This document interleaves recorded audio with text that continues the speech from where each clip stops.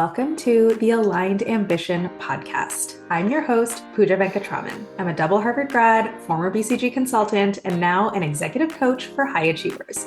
On this podcast, we are going to tackle the 4 key things that you need to figure out in order to live a life of aligned ambition. Those 4 things are stress, productivity, performance, and purpose. We are going to make sure that you're driving your car in the direction that you actually want to go. That is the purpose part. We're also going to make sure that your progress along the road is consistent and effective. That's the productivity and performance part. And we're going to make sure that the fuel you're pouring into your tank isn't so noxious that it's filling your car with fumes and making the whole ride miserable. That is the stress part. Because if you can tackle those 4 things, stress, productivity, performance, and purpose, you can build the life and the career that you actually want. Not the life you think you're supposed to have, not the life that burns you out or doesn't fit quite right, but the life you actually want. One that fulfills your biggest ambitions and unleashes your fullest potential without sacrificing your sanity, your relationships, your authenticity, or your paycheck. A life that feels as good on the inside as it looks on the outside. That's what aligned ambition is all about. Let's get started. Hey guys, I am so excited for this week's podcast episode because it is all about how the 20-minute clarity tool that I use with my clients completely changed my approach to dating and how it can change your approach to your next career step as well. So for the last few episodes, I have been talking about this 20-minute clarity tool that I use with my clients. Because if you know that something is just not quite working in your life or in your career, when you know that something has to change, right? You know that part for sure. But at the same time, you feel confused or uncertain or like you're spinning on what exactly that change is and pulling the trigger to actually make that change. If you feel stuck in actually making the change, even though you know for sure something has to change, the first step to breaking through that confusion and making a clear-headed decision on what exactly you're going to do about this is getting crystal clear on what you want. What variables are you even solving for? What is the equation that you're solving? And if you don't understand what variables you're solving for, what you truly want, you can't really fully understand what's not working now, and you can't really decide what you want to do next, what kind of adjustment you want to make. So I use this 20-minute clarity tool with my clients to help them get that crystal clear picture of the exact variables that they're solving for. I freaking love this tool. I've been so impressed by it. I feel like it condenses 5 hours of coaching into like one 20-minute session where you just answer a bunch of questions and then we have an amazing, incredibly rich conversation about the output from the clarity tool. So if you want me to use this tool with you, book a free career audit. The link is in the episode description, and just put clarity tool in the booking notes so that I know that that's what you want to do, and I'll email you with the next steps. But today, let me tell you how I use the clarity tool on myself and how it totally changed my approach to dating. I just want to give you an example of the kind of problem solving, the kind of analysis and insight and problem solving that comes out of using this tool. And so when I use the clarity tool on myself, well, first off, it confirmed everything I'm doing on the career front. I was like, oh yeah, no wonder I love my job and I love my career and I love being a coach. This aligns beautifully with my top priorities coming out of this tool. And it also changed my approach to dating. And that's what I want to tell you about. So you can get an example of how the analysis and insight coming out of this tool can inform your next career step or just what it is that you want to do to fix that thing that you know is not working in your career and in your life right now. So when you use the clarity tool, the output is 16 values and then your personal ranking of how important each of those values is to you. So there's only 16 total, right? Everyone gets the same 16, but the real output is what's the ranking? How important are these relative to each other? What are your top 5? What are your moderate 6? And then what are your peripheral 5, right? That's the most important part. So first, let me just talk about the word values, right? Because values is kind of a loaded term. And usually when people say values, they're thinking about ethics, ideals, what makes you a good person. If you ask someone, what are your values? They'll usually say something like honesty and courage and fairness, right? Those are kind of ethics and ideals. So I want to flag for you, values in this context mean something different. It doesn't mean the qualities that make you a good person or a bad person, right? It doesn't mean ethics. It doesn't mean rules. It doesn't mean any of those things. In this context, values means your preferences, your desires, your motivations, your drives, Or another way of saying this, your values in this context are things where you're like, this is what makes me feel fulfilled. This is what makes me feel authentic. This makes me feel like me. This makes me feel most like myself. This is what makes me feel alive.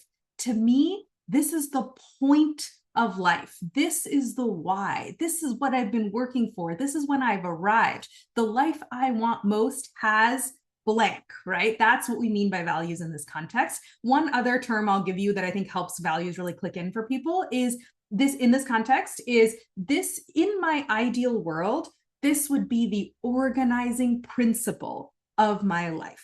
Right? In my ideal world, I would build my life around this. I would organize my life around this. This would be the organizing principle of my life, right? So that's what values means in this context. It's not ethics. It's not honesty and courage and fairness and being a good person. It's your motivations, your drives, your desires, your priorities, the things that you fill in the blank of like, this is what makes me feel fulfilled, alive, authentic. This is the point. This is the why. And if I could, I would organize my life around these things, right? So that's what you get when we say 16 values. That's what we're actually talking about.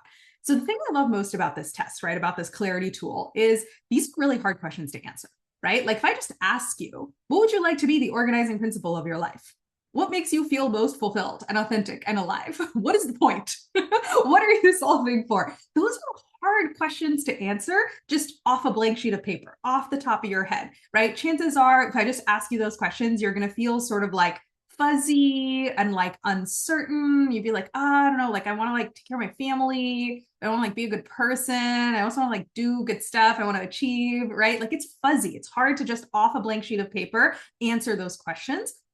You'll also feel like you have a lot of answers to those questions, right? Your brain won't give you a stack ranking. It won't prioritize them. It'll just be like, here are all the things that are priorities and that are important to me. And the third reason it's hard to just answer that question off the top of your head is self-doubt starts creeping in, right? Your brain will self-edit you, and like your true answer to the question of like, what variables are you really solving for? What are your true priorities? It is shockingly hard sometimes for people to even admit those in their head to themselves, right? Because society has a pretty clear idea of what your top priorities are supposed to be and what a good life looks like and what a good person is like, right? And so even before you can fully articulate for yourself, these are my top priorities, self-doubt will creep in and your brain will start editing you, and you'll start kind of arguing back and forth and saying, well, this, but no, I'm not supposed to want that. This, but no, that's a bad reason. I'm not, but like that doesn't, like I shouldn't say that, right?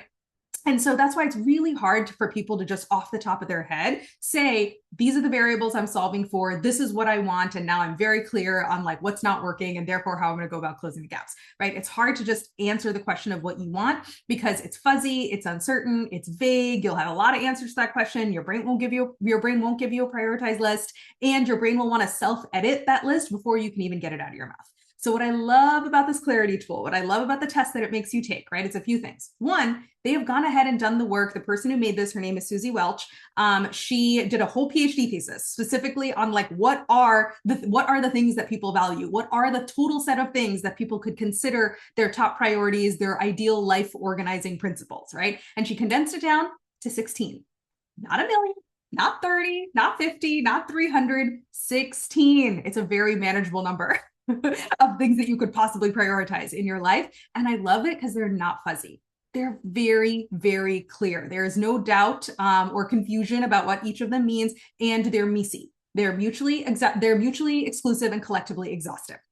Right? They capture, in my opinion, the full set of things that somebody could possibly prioritize or care about in their life. And I love the fact that this tool just makes you answer a bunch of questions, right? It just, they ask you all the right questions and they get the ranking out of your head. It short circuits all the wrestling with like the self-doubt and the self-editing and the like, what would my parents think and what would my spouse think and what would society think? All that gets short-circuited because it just asks you a bunch of questions, and it super sneakily gets your ranking out of your head and onto a piece of paper so that you can react to it, right? And that's the thing I love most about it is like the output that it gives you is something concrete that you can react to and that you can use to kick off the conversation with yourself or with me to say, oh crap, this is what I want. This is the truth of what matters to me, of what motivates me, of what I really care about. This is the truth of the variables that I'm actually solving for. Ooh, okay, let me like take this in and now I can start to understand what's not working in my life and how I might want to close those gaps, right? But that's why I love this tool so much is it gets you out of the land of like having this very fuzzy, uncertain, self-edited, wandering, all over the place conversation with yourself of like, what do I want? What's the point of life? What's the meaning of life, right? You could spend 100 hours discussing that with somebody and never get to a clear answer. We short circuit all of that with this clarity tool. And it's like, here you go. We asked you some questions. We got the answer out of your head. And for you, this is the point of life. We're just going to go ahead and tell you. And then you can start like, push off of that and actually use this to build the life that you want. So anyway, that's why I love the tool. And like I said, the output is these 16 values, and they are stack ranked according to your prioritization of them, right? In your ideal life, what would you like most of? What makes you feel most authentic? What makes you feel most alive? What would you organize your life around if you could in the ideal world, right? And so it gives you your core 5 values, right? These are the main organizing principles for your ideal life. This is in your heart of hearts, the actual variables that you're solving for. These are the things where you're like, it's not a means to an end, it's the end. It's the thing itself. I'm not using this to get to something else. I just want this itself. So that's your core 5. You also then get your moderate 6 values, right? These are the things that are like in the middle. You care about them, right? You do solve for them to some extent, but at the end of the day, you would prioritize your top 5 values over these moderate ones because you're like, it's important to me. It's nice, but it's not like the drop dead, this is the point of life. These are like really nice things to have as well. And then you have your peripheral 5 values. And these are the things that like, if you're totally honest with yourself, you're not really solving for these at all. You may not actually care about them that much. Maybe if it's a means to an end, right? If it gets you more of your top 5 values, or if it gets you more of your moderate 6 values, fine. Maybe you would do things that align with them, but honestly, they are not an end unto themselves for you. They're just something that you either have to deal with or you might use as a means to an end, but they're not those end variables that you're actually solving for. Okay, so that's the output that you get from the clarity tool. So let me walk you through my results and let me tell you how they changed how I approached dating to give you an example of the kind of problem solving that comes out of this tool. So let me tell you my top 5 values, my core 5. So these are the things that make life feel meaningful and worthwhile to me. These are the things that make me feel authentic and alive. And if I could, I would organize my life around these things, right? And actually, in doing this, I was like, oh, I have organized my life around these things. I see why. I see why I made all the moves I made. These were the variables I was solving for all along. So my number 1 value is something called work centrism.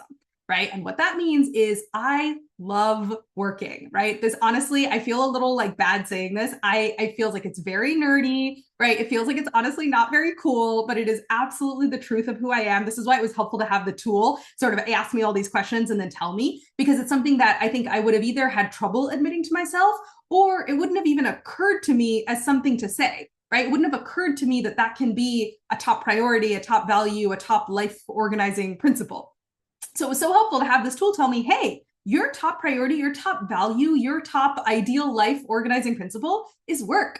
And it's really true. As soon as I read it, I was like, yep, 100%. I love working. To me, work is where I meet myself. I love the version of who I am when I'm working. It is my source of meaning and identity and purpose and fulfillment. And I love my friends and I love vacations and I love taking breaks and all that kind of stuff too. But honestly, like by the time I get to the end of a vacation, I am like chomping at the bit. I'm like, let's go back to work. I start putting on like my coaching podcast. I start catching up on emails and I'm excited to do it. I'm like, yeah, this was a really nice break. And frankly, I'm often like, I love that this recharged me so that I can go back to work, right? It's like, I honestly will have to tell myself like, hey, take a vacation, take a break, because you do better work when you fully unplug and disconnect. I know this makes me sound like the most massive nerd and try hard of all time, but this is the value of doing this exercise, is you can be honest with yourself of like, this is who I am. This is what I want. These are the variables I'm solving for. So my number 1 value is work centrism. I love work, and work is really where I find myself, a lot of meaning, a lot of purpose, where I feel most authentic and alive.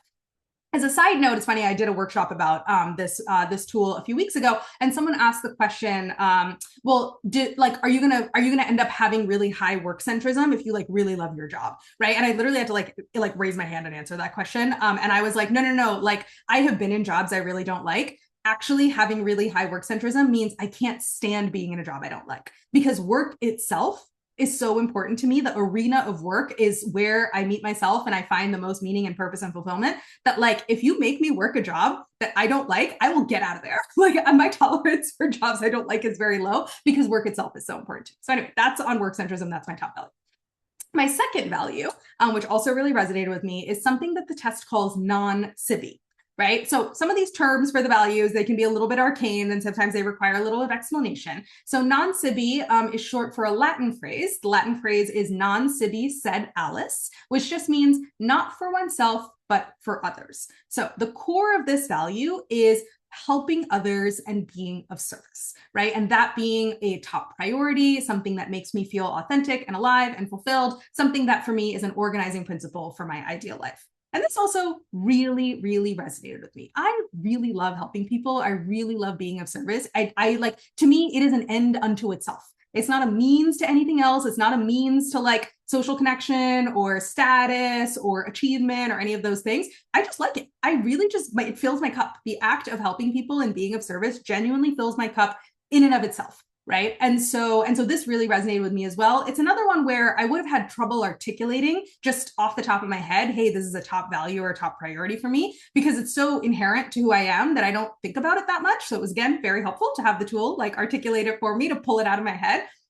But this is very true. This is like a deep organizing principle of my ideal life, is just to be able to spend my time helping people, being of service. I don't really need a ton in return. I love doing it, right? Which, by the way, is part of why I'm a coach, right? Like a huge part of the fire that motivates me every day is I am like, my people, I call you guys my people in my head, right? High stress, high achievers. My people are in pain. They need my help. What do they need to hear from me today? What do they need to hear from me this week? How can I help them today? Massive motivating force for me. It just keeps me going, right? Day after day for years. It's going to be almost 5 years now. So that's my second value.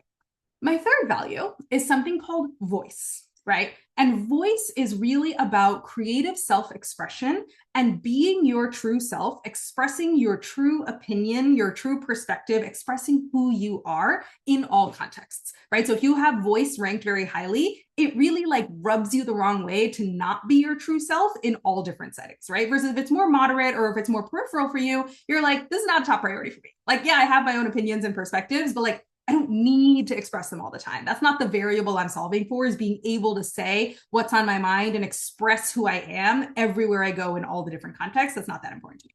It is really important to me, right? It is a top variable. It is something, again, that makes me feel authentic and alive. To me, it is the point of life, or one of the points of life is like, if I have an opinion, if I have something to say, I really want to say it. And it really annoys me if I can't say it, if I'm in a setting where that's not like appropriate or that's not allowed. Right. I can't stay in those settings very long, right? Like I need to be in places where the expression of my true opinion and my perspective is valued and is additive. That's a little bit of like why I just am doing my own thing, right? It's like, it's too important to me to have to say like what I think like all the time and express my true perspective. But that is a super core value for me. And honestly, if you look at my career, like the combination of the non-SIBI and the voice, right? Like helping people with my authentic perspective, that's basically coaching, right? That's what I'm doing in my career. I was like, oh, this is why I love what I do so much. And it's also why sometimes in corporate context where if I think that there's like a lot of BS going on, right? It's hard for me. I obviously won't just like open my mouth and be like, this is BS. I know how to like manage myself in a corporate environment, but it would really rub me the wrong way. And it would really like kill my love of the work, because I'm like, this is BS. Like, why are we doing this? I'm really annoyed that I can't just like, what are we doing? Right. So that's my third value.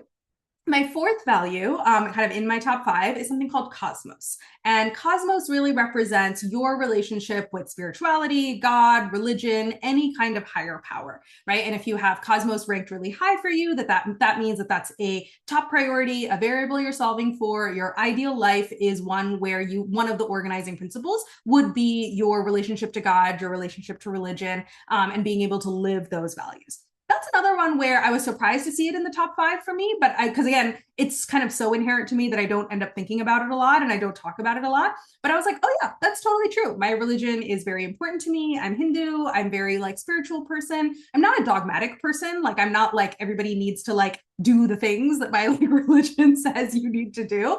But I am a very spiritual person. I lean on that a lot, especially in moments where I'm like, to reckon with things that are outside my control or to reckon with like, big emotions. I definitely lean on religion a lot. And it is one of my like organizing principles of my life, right? If I felt like I wasn't living according to my beliefs, that would like really bug me, and like would be hard for me to stomach. So that's my top value before. And then my fifth top value is achievement. That may not surprise you. And I bet a lot of people listening also have a top value of achievement, though not all of you.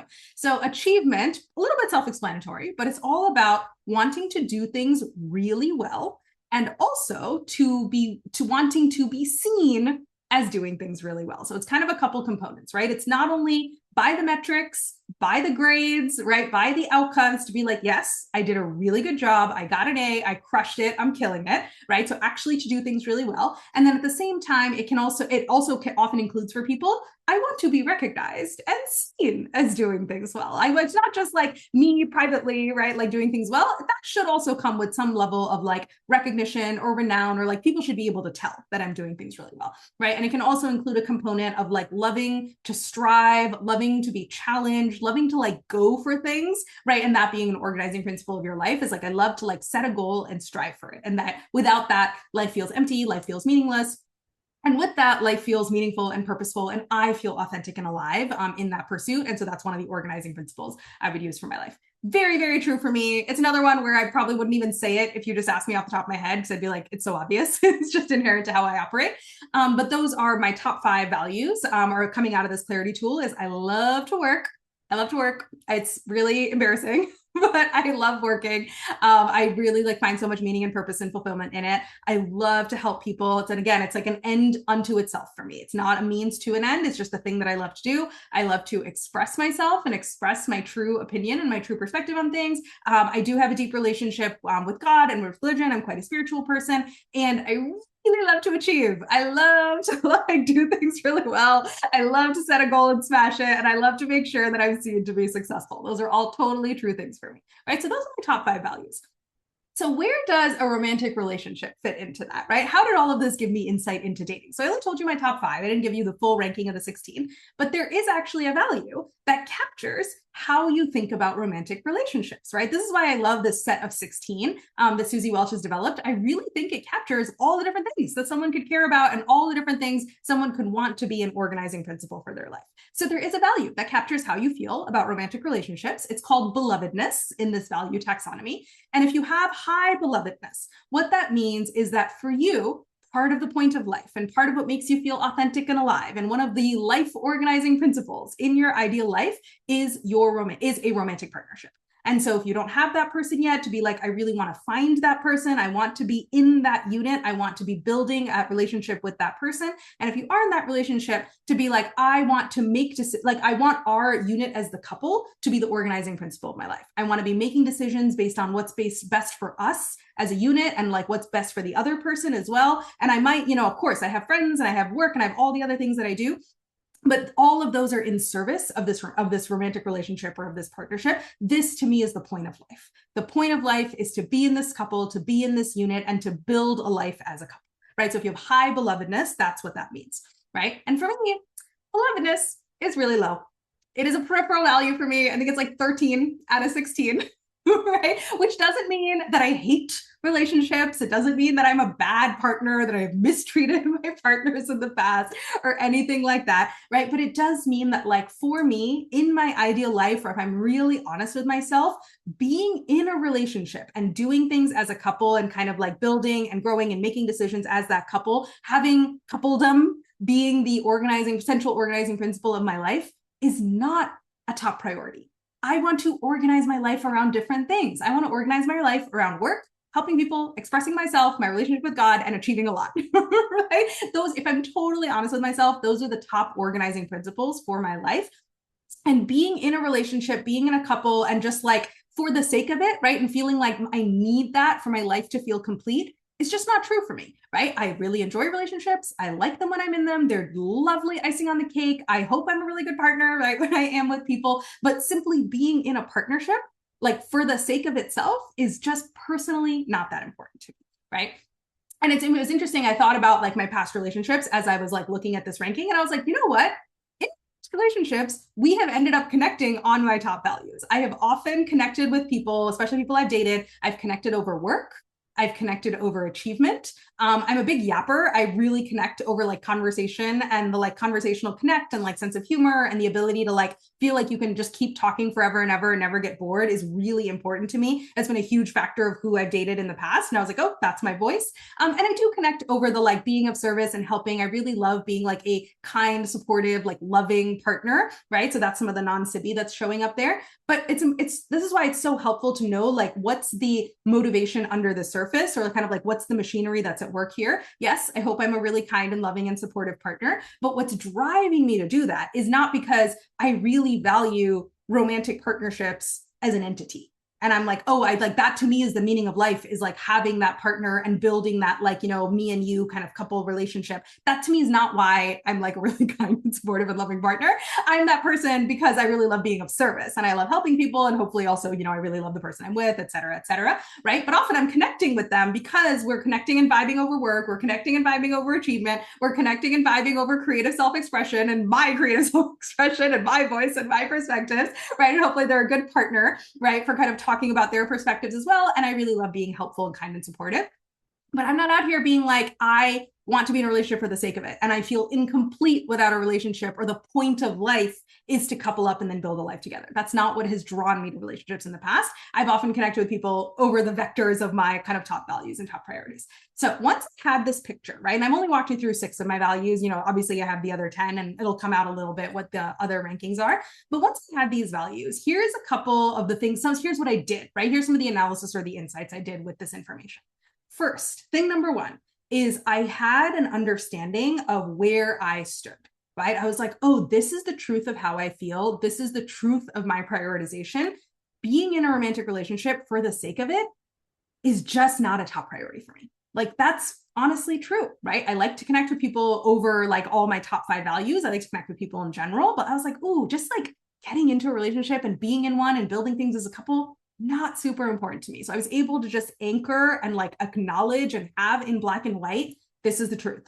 This is the truth of how I feel. It also really helped me understand why I felt like such a weirdo.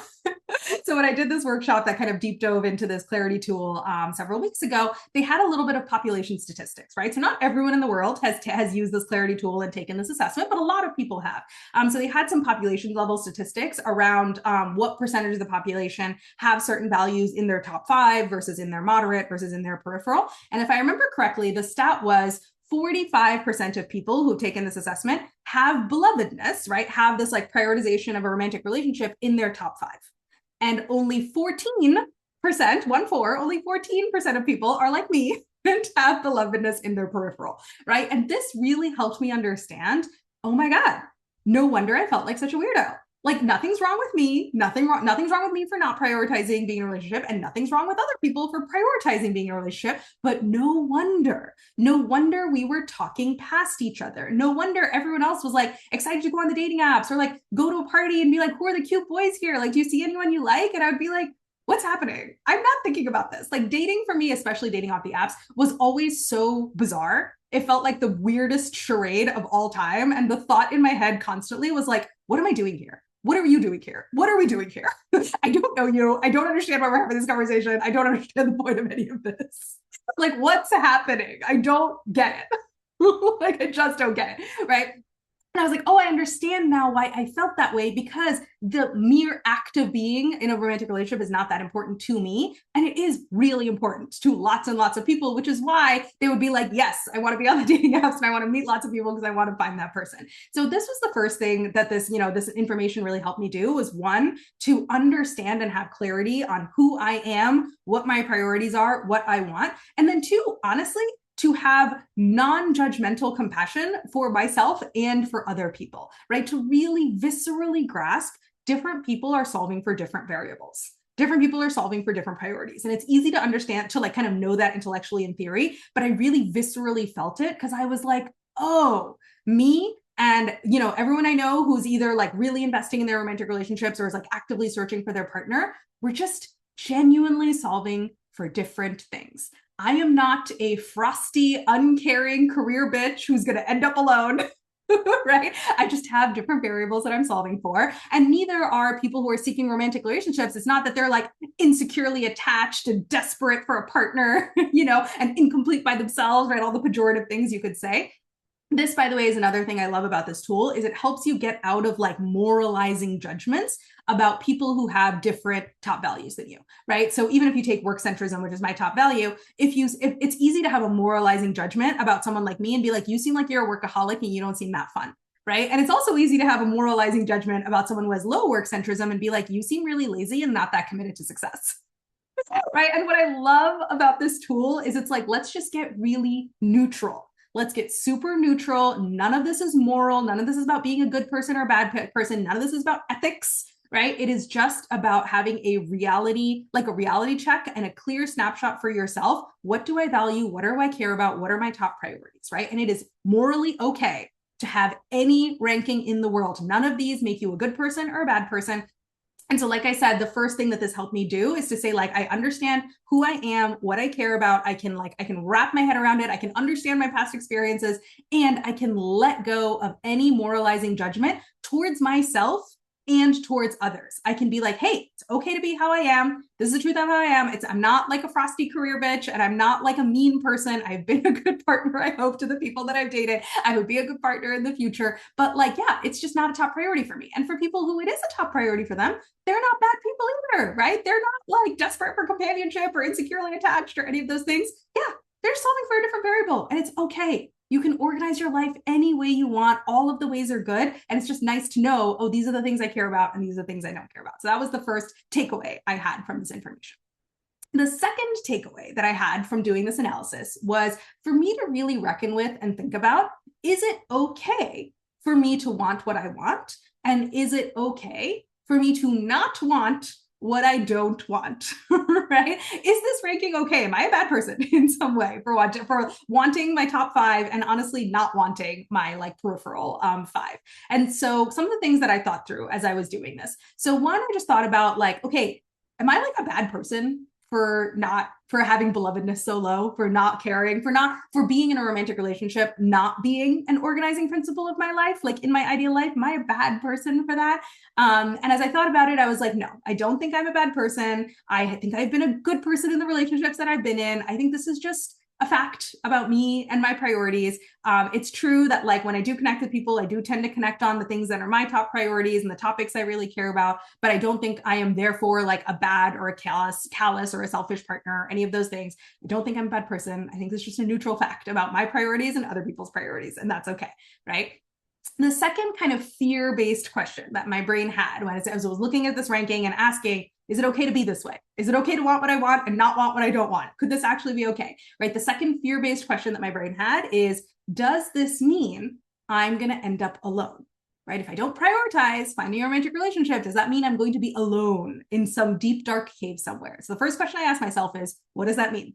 Right? This is, I think, one of the most important questions you can ask when your brain has a really big fear-based question, like, what am I going to end up alone? Am I going to fail? Right? Like, am I a bad person? Right? Any of these, when your brain has these big, scary fear-based questions, to say, what does that mean? How would we know if we had gotten there? Let's get some clarity and some precision on what exactly this big fear is, right? And so for myself, when I was like, okay, what does ending up alone mean?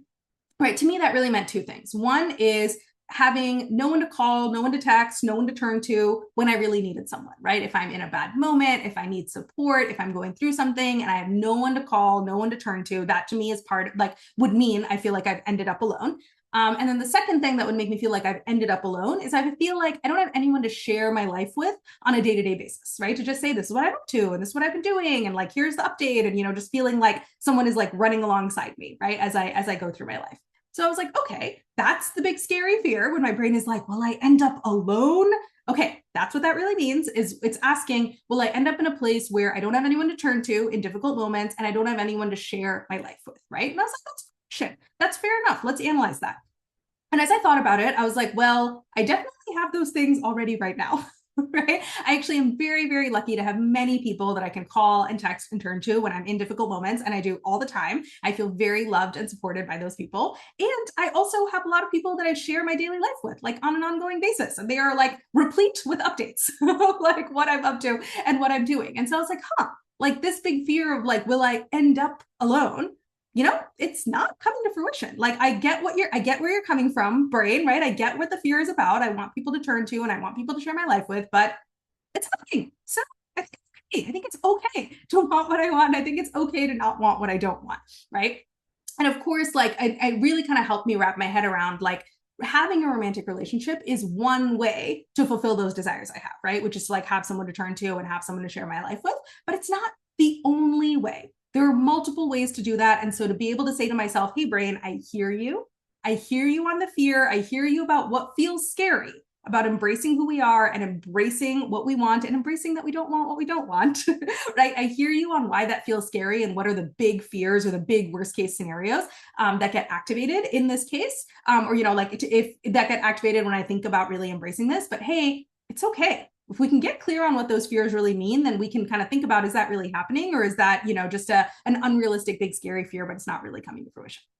So the third big scary fear that my brain had as I looked at this ranking and I was like, oh crap, I don't really care about being in a relationship. Or I don't care about it for the sake of it, right? Obviously, if I meet someone who's awesome, I'd love to be with them, but I don't care about it for the sake of it. And I'm not like really that motivated to go scrounge around, scrounge around and find this person. So the third big fear that my brain had when it came to like just embracing this fact about myself was basically like, okay, you're fine now, right? Like you have people that you can turn to now and you have people that you can share your life with now, but is there going to come a day in the future where like some kind of switch is going to flip and like you'll be alone then, right? You're not alone now, but like, are you just like doing it wrong? Is everyone else like setting up their life in a certain way and you're not? And so then one day you'll wake up and you'll be totally alone, right? So that was the third fear. And again, like worth thinking about, right? I think this is one of the things I really help my clients do once we have looked at your, the results of this clarity tool and gotten clear on what your top values are, what your peripheral values are, et cetera. I like to call this touching the third rail of fear, right? There's a reason why you are not already living 100% in accordance with your values, right? There's something holding you back.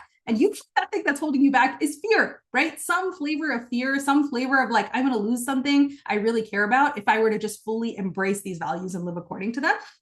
And a lot of times, even touching that fear, acknowledging it, holding it, feels like touching the third rail, like in the subway, that'll just electrocute you. And that's one of the things I help my clients do is like, we can touch the third rail of fear and it's not going to electrocute us. So we can get clear and precise about what exactly am I so afraid of? And then we can think logically and strategically about how, like, is that really something to be afraid of? And then also, how would we mitigate that risk?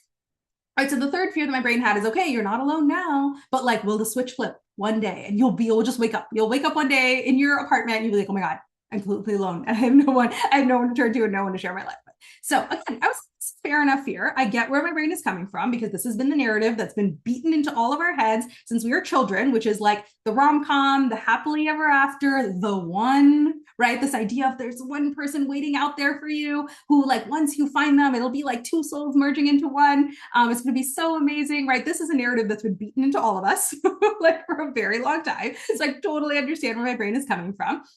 But the more that I thought about it, I was like, I don't think I'm going to just like wake up one day and find myself alone.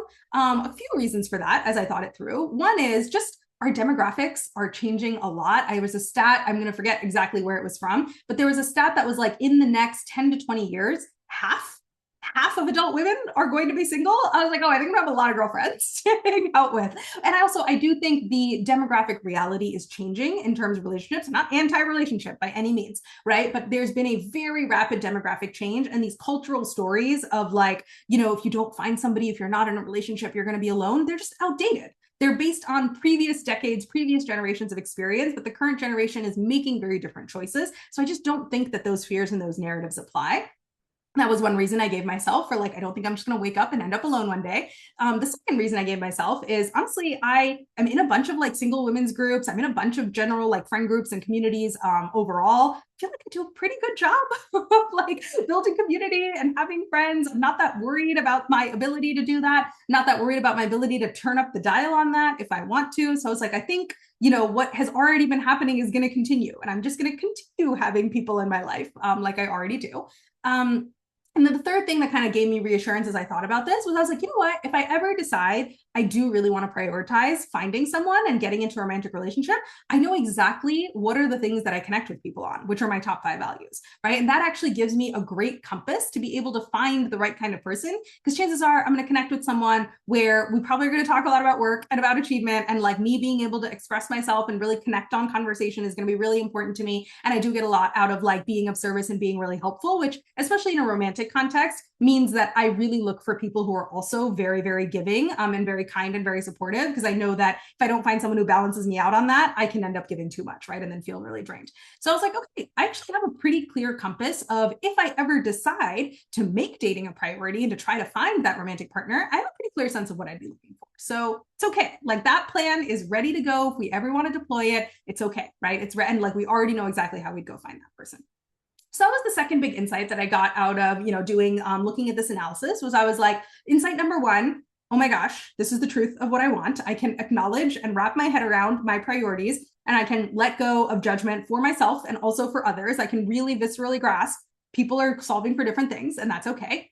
Insight number two, I really wrangled with, is it okay to want what I want? And more importantly, is it okay to not want what I don't want? And I touched the third rail of fear. I worked through my brain's big, scary fears about like the truth that I don't care that much about being in a relationship, or like that's not an organizing principle for my life. And I worked through those big third rail fears. I touched the third rail of fear.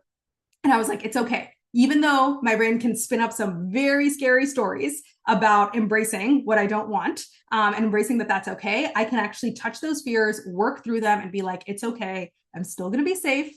I'm still going to be loved. I'm still going to be connected. I'm still going to have belonging. I'm still going to have people in my life. There's a lot of ways to do that, not just by being in a romantic relationship. And if I ever want to like find that person, I know how I would go about finding it. So that was the insight number two.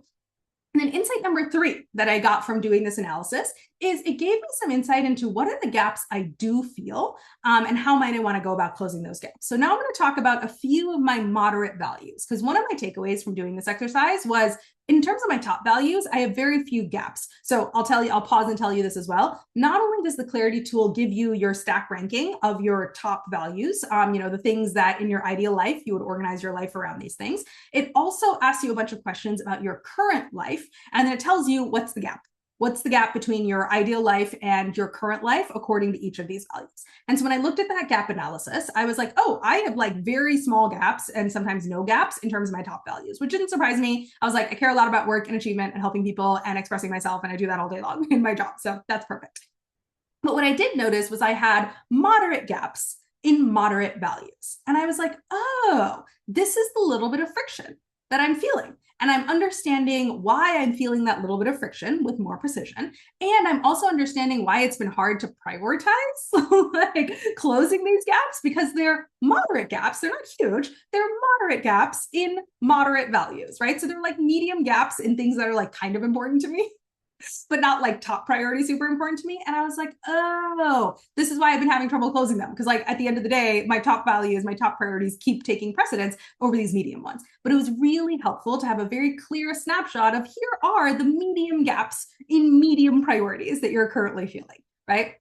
So some of my medium gaps, I'll just give you two of them. There were a couple more, but two of the ones that I felt, one was for the value of belonging. So belonging is all about your connection to friendships and communities, right? And so it's really about like feeling embedded in a community and having deep and lots of friendships is something that makes life meaningful to you, right? Whether you're like in my ideal life, if you had top belonging, right, or high belonging, you would be like, in my ideal life, one of the organizing principles for my life would be my friendships and my communities, right? And you would invest a lot of time in your friendships. You probably organize a lot of things like for your communities or for your friends, and that would be something that gives your life meaning and purpose. It would be an end unto itself. You're not doing it for the sake of something else. You're like, I just love this. I just love friends, communities. And like, that is like a huge part of where I get a sense of like meaning and purpose and authenticity, right? Belonging is a medium value for me. I like friends. I like communities. It's not a top priority. It's also not a non-priority.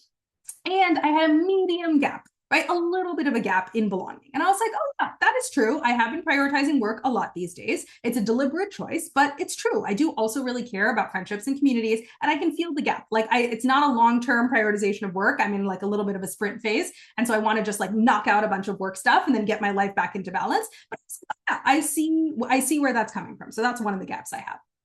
The other medium gap in a medium value that I have is for a value called agency. So agency is all about wanting to make the decisions and control the ship of your life. You want the final say. You want to be in the driver's seat. You're like, I don't want to listen to other people. I don't want to like collaborate and delegate and make group decisions. I want to decide. So if you have agency as a top value, that's one of the like organizing principles for your life is like, I want to be in situations where I have control. I get to decide. I have final say. I am the driver of this car. Agency also moderate value for me. That's not the top priority. It's not the top thing I'm solving for. I'm a little bit like flexible where I'm like, listen, there's some things that I really care a lot about and I want to like make the final decision. But like, there's plenty of other things where like, I'm happy to delegate. I'm happy to collaborate. I don't care that much. And so it's a moderate value for me. Right. And in terms of gaps, I had an agency gap that was not, hey, I want more agency. It was actually, I want less agency. It was like, I feel like I'm making a lot of decisions myself. And I would like to make fewer decisions myself. I would actually like to collaborate more and feel like more together in my decision making. I feel like I'm kind of doing it all by myself, which by the way is a little bit of a feature of being an entrepreneur and being a solopreneur, right? Is like I do kind of have to make all the decisions myself. I can talk to mentors and advisors and friends and family, etc. But I don't have like a partner in making the decisions. And I was like, oh yeah, that's true. That is a moderate gap in a moderate value that I totally feel, right? Like I understand where my brain is coming from. And I was like, if anything, I might, lean even more like on my mentors or my coaches kind of as I, make these decisions to help close that gap. But also that's a little bit structural. Like I do my own thing. Even if I were to hire people, I would still be the main kind of decision maker here. And so, okay, that's just a gap that's open. It's not a huge deal. It's a medium gap. And I understand why I'm feeling that way. Right. So those were two of my moderate gaps in my medium values. And I was like, you know what? I totally understand why my brain like swagged the answer of like, get a boyfriend. Based on these gaps, right? And if you've ever worked in consulting, you probably know the phrase, and I feel like people use it in investing too, a swag, right? It's called some wild ass guess, where like a client asks you a question or is like, oh, estimate the size of this, and you swag the answer, which means you just make it up. You're like, it's 20 million. Right. And then you like put some justifications. Right. And so I was like, okay, looking at these moderate gaps and moderate values, right. Feeling a little bit like, oh, I wish I had more friendship and community. And I wish I had more collaboration in my key decision making. I was like, I get why my brain swagged the answer of like, maybe you should have a boyfriend, right? Because that's one potential way of like closing those gaps is like you can get a better sense of belonging and community if you have a partner and you plug into their, into their social groups, or you just have someone to do things with. And you can get a better sense of like shared decision making and collaboration if you have a partner. That's totally true, right? But it's not the only way to close those gaps, right? And so that's why I really appreciated having this very precise lens on what are all the things that matter to me, and then what are the gaps, because it helped me identify the gap here is not actually I feeling the lack of a romantic relationship. That in and of itself is not super important to me, but I am feeling a couple of small gaps or medium gaps in I would like a better sense of belonging and community, and I would like more of a sense of collaborative decision making. So I was like, oh, I get it. I get why my brain like swagged the answer, like go date, like go get a boyfriend, right? If I'm truly feeling those gaps, plus I have a couple of these like third rail fears about deprioritizing the search for a partner, which is like, oh my gosh, will you just end up alone? Right. So I was like, oh, I get it. I get how the cocktail of those factors made my brain say, oh my gosh, you should get a boyfriend. You should be dating. But when I slowed it down and I like de-averaged all the different variables and I decomposed what was actually going on and I saw what the true gaps were, then I was able to say, oh, some of this is fear. Some of this is my fear brain, right? Like not thinking rationally. And we need to break down those fears and help my brain like more rationally understand what's really going on here. And some of these are true gaps, but they're gaps that can be filled in a multitude of ways, right? Not just by getting a boyfriend, but like there's a lot of ways to get more belonging and to get more shared decision-making in my life, right? And so then what I did, by the way, I brought this whole analysis to my coach, right? And I was like, hey, you are now going to help me close some of these gaps. You're going to help me like execute on all the like insights that I found. So I just want to give you all of this as a sample of the kind of analysis, insights, and problem solving that this tool, this Clarity tool, can enable. So I gave you the example of dating because I don't have a ton of like career gaps at the moment. I'm really happy with my career, but you can imagine how this can really help you get clear on understand what's not working now and get clear on what's next with a lot more clarity and precision and strategy than just kind of being like, something feels off. What do I change, right? Like, oh, maybe I should just get another job. Maybe I should gun for a promotion. Maybe I should switch teams, right? Those are like swag answers that your brain is coming up with. And if you were in a work context, right? If your boss was to ask you, hey, what do you think the target should be for 2027, right? For your team? And how do you think we should get there? You would never just be like, off the top of my head, I think the target should be 200 million and we should get there by cutting prices. Right? You would never do that. You would never just like pull an answer out of your butt and in like 10 seconds and be like, here's the target and here's how we get there. Instead, you would sit down and you would do the math, right? You would think very critically about it. You would look at all the different variables. You would look at all the different components. You would thoughtfully build the target, right? Based on what the goals are. And then you would thoughtfully build the strategy to get to the target, right? You would do the math. You would never just do this like swag thinking of like, it's 200 million and cut prices to get there, right? At work. But unfortunately, this is the kind of swag thinking we end up doing in our career and in our life, right? Where we'll be like, something feels off. I'm feeling friction. I'm feeling misaligned. I'm feeling a little bit burnt out. Quit my job and get a new job. Switch teams. Get promoted to the next level. Make a massive career pivot, right? Not just those are the wrong answers. I'm just talking about the process, right? Just using this like vibes and like swag guesses in order to get to the answer, which you would never actually do at work. You would never do in like a big project that you actually care about, but you end up doing that in career and life. And I totally understand why, right? I'm not saying that this is a bad thing, or I'm not trying to like yell at you. Right, I completely understand why we end up making these like vibe-based swag guesses in our career and our life about what to do next, or how to like fix the misalignment.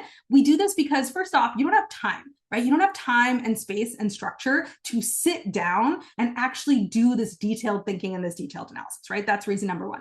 Reason number two, you probably don't have the right frameworks and tools to accelerate this, right? Like I talked about at the beginning of this episode, you can sit down and ask yourself, what do I truly want? What's the meaning of life? What am I really solving for? You might go you might spin in circles for 7 hours on those questions, right? Because you don't have the tools and the frameworks to get you clear and precise answers that you can actually work with. That's reason number two. Reason number three, that it's really hard to like do this on your own, is you probably don't have the pattern recognition and the expertise to do this quickly. Right? I was able to do the analysis on myself because I do this all day long for other people. So I'm really fast at like looking at the results and being like, okay, here's all the various issues. We can break them down. This is the fear-based stuff. Just solve it in your head. This is the real stuff. Make actual changes in your life. And then here's the game plan going forward, right? I am really fast at doing that because I literally do that all day long. I think I've hit my 10,000 hours in doing that. And then by the way, I still brought this to my coach and I was like, you need to hold me accountable and help me actually execute on this stuff, right? But if you are a civilian, you're not somebody who does this all day long,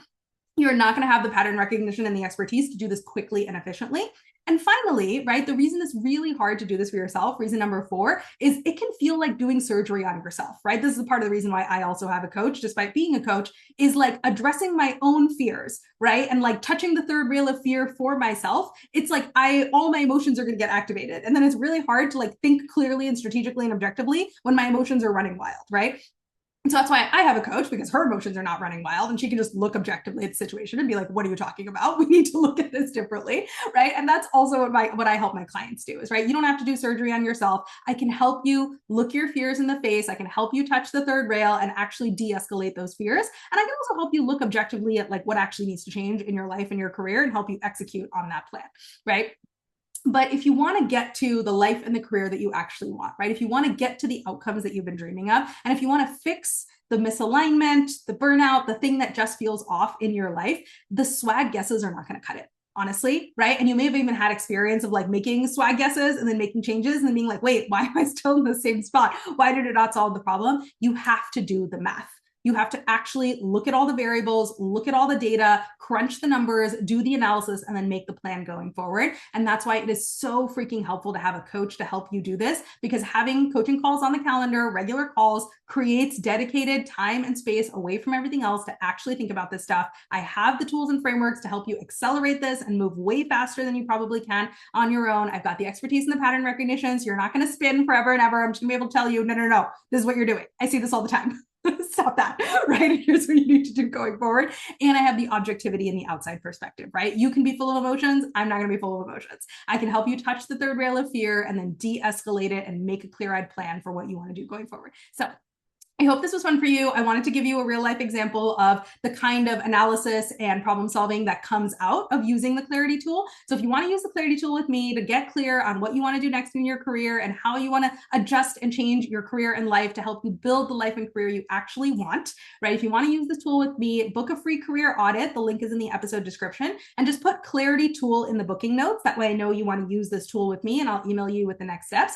But if you book that free career audit and we use this Clarity tool together, here's what's going to happen. First off, you are going to get clear on what you actually want. You are going to have clarity and precision on the actual variables that you are solving for. What is the point of life? What are you doing all this for? You're going to have clarity and precision on what those end state variables actually are. You're going to have a chance to own and embrace, this is what I want and this is what I don't want, and that is okay.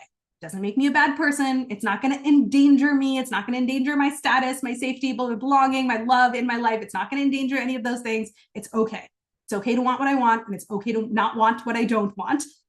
And here's how I can actually embrace them. I can touch the third rail of fear, de-escalate it, and then embrace who I am and what I want, so I can actually solve for my top variables wholeheartedly. And I'm going to help you look at the actual gaps that you have with precision, with clarity, and make a strategic plan to actually close them. So that's what we'll do when you come and talk to me. Book a free career audit at the link in the description. Put Clarity tool in the booking notes, so I know that you want to use this tool with me. And let's do this analysis. I love doing this stuff. As you know, work centrism is one of my top values, right? So I love doing this work, and I love helping, and I love giving you my opinion and telling you my perspective on things. So let's use this tool together, and we'll do a similar analysis and really understand what are the top variables you're actually solving for, where are the gaps, and how can you close them. And that is the first step to building the life and career that you actually want. Okay, I can't wait to talk to you.